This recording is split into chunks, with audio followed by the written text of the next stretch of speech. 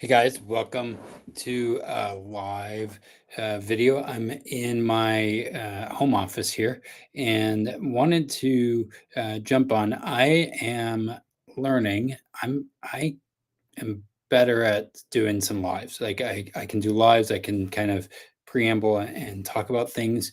And when we do our podcast, Amanda does a whole script, and then I will do some ad libs and things like that.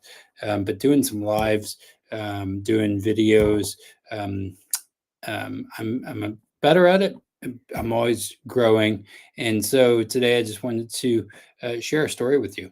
So just today, I was listening to this book, and I'm always learning. I don't know about you guys, but I'm always trying to grow myself, grow my confidence, grow our business, grow our clients, and really level up. And so in our church, we're doing this 10x push, right? This 10x push is about um, leveling up over the next 10 years and really amplifying everything, right? And so in that, we've been like kind of thinking about that from a personal standpoint. Personally, meaning, okay, what does it mean if our faith community is 10xing over the next 10 years? What does that mean for us? What does it mean for our business? What does it mean for our family? And all of that stuff. So then where I've been thinking about that and saying, okay, well, being a business owner and 10xing or multiplying in that world is very different than being self-employed, right? There's so much that we can do. As you know, we are big proponents and friends with Perry Marshall, um, who wrote 80/20 Sales and Marketing. That's really helped us. And then just today, I was listening to this podcast or book, 10x is easier than 2x. 10x is easier than 2x by Dan Sullivan and Benjamin Hardy. So, as we've been thinking about this, we want to impact so many people to live a not a world of just growth, but living life to the fullest, including our family. And so, how does that look like? What does that look like for our firm? That means if I could 10x this, I can help more people build a financial foundation, a firm foundation, regardless of what happens in the market. Businesses will thrive.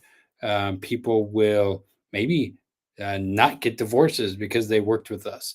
Maybe because they worked with us, they are thriving in their business and in all areas of life. That's our goal. That's what we want to accomplish, but it has to start with us. It has to start with me, right? And so some of that has been for me a little bit stepping back and saying, I'm not good at this. I'm not confident in this. So, me growing in that is stepping into doing stuff here, showing up here. And I believe, even in my weakness of not being a best communicator, but stepping into this helps you to step into whatever God or whatever you have for you calls calls into your life. So, but here's the thing that I was thinking about. Again, this 80/20 rule. Going back to this, I was listening to this book. Again, if you haven't listened to it, it's really good. 10x is easier than 2x by Dan Sullivan, and Benjamin Hardy. Uh, Listening to that, and as I'm picking up my son doing this, it was on that little section. Now I've listened to Perry talk about it. I was actually listening to something else on that recently, and as I'm trying to build our as we're building our profit planning network, we've been thinking about the 80/20 rule in profit first language, right? And so I'm listening to this, and my son is coming out, and he's like, "Oh, I get it. Like 20% is like the focus. I want to focus on the 20%." And I asked him, so What about friends? He said, well, one of my friends, he's a 20%. Another friend is the 80%. And so he was like, yeah, maybe in his math brain, he's like, well, maybe if I cut the 80 um, by four, then I can build the 20, more 20% instead of all 80 or something like that. And he's trying to figure out, how do I get more of that good stuff, that 20%, in relationship and in other areas. And so, one of the things that I was thinking, maybe you guys have some thoughts about this, is how do you teach your kids, as we learn stuff, we're learning everything 100%, right? Hopefully. Um, but how do we help them to really dial into who they are, that 20%, and keep building and flowing into that? um, is that a good thing? Because we, as far as relationships go, he was like, yeah, well, this is a 20% friend, that's an 80% friend. I'm going to spend more time with that because I want more of that. And so, that was something I was just thinking about, is that something we teach our kids? Um, they have to balance schoolwork, chores, playtime, like us, right? Just like us, on productive times, right? And how can we teach that with our kids, the time management, right? So I think about that with our family mastermind. I go to a um, trip with a bunch of other entrepreneurs. That's a 20% time management thing that we do versus just doing all kinds of, I don't know, count stupid stuff, I guess. So that was something that I'm just thinking about, from a time management standpoint of, I have to go pick up my son, but I'm also listening to books, and he loves listening to podcasts. He doesn't like my music, but he loves um, Crossroads music, which is our church music, and listen to podcasts. So, if you don't know what the 80/20 rule is, or you're like, man, that's an interesting concept, listen to this book again. um, 10x is easier than 2x. That's a really good book for business owners. And then think about, like, using the profit first model.